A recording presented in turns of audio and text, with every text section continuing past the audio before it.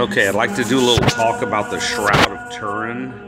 I actually believe that the Shroud of Turin is the burial cloth of Jesus the Christ. Several reasons. The biome in the shroud, in other words, the microorganisms that they found in the shroud, were 90% of them were native pollens and microscopic organisms that were native to the Jerusalem area. Also, if you look at the way this is set up, it's a little bit it's more accurate than not accurate. They didn't have chairs. The table they would sit reclined around the table for the Passover supper. And you notice how they got wine cups here? If you look along the shroud, there are wine cup markings. Also, I tend to think that the image of Jesus, Yeshua, wouldn't be nude, that they would have been more prude about it. Now his hands are folded, obviously, over,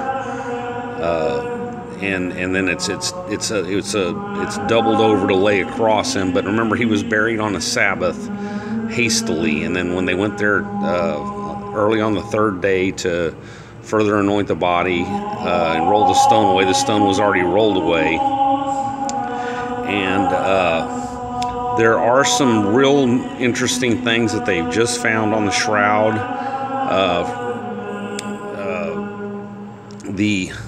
Around the neck, they found several new markings, and if you'd like to check those out, it would probably open your eyes to a little bit of what's. By the way, the people that study the shroud are called Shroudies.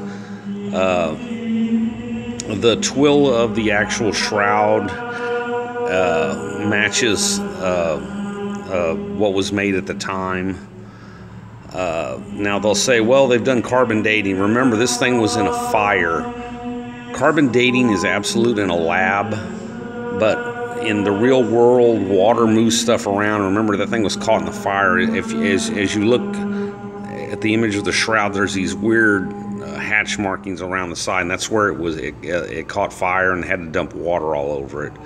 So water and fire changes the carbon-14 date of the shroud. So I believe it is the actual burial shroud of Jesus, but don't get too hung up on it.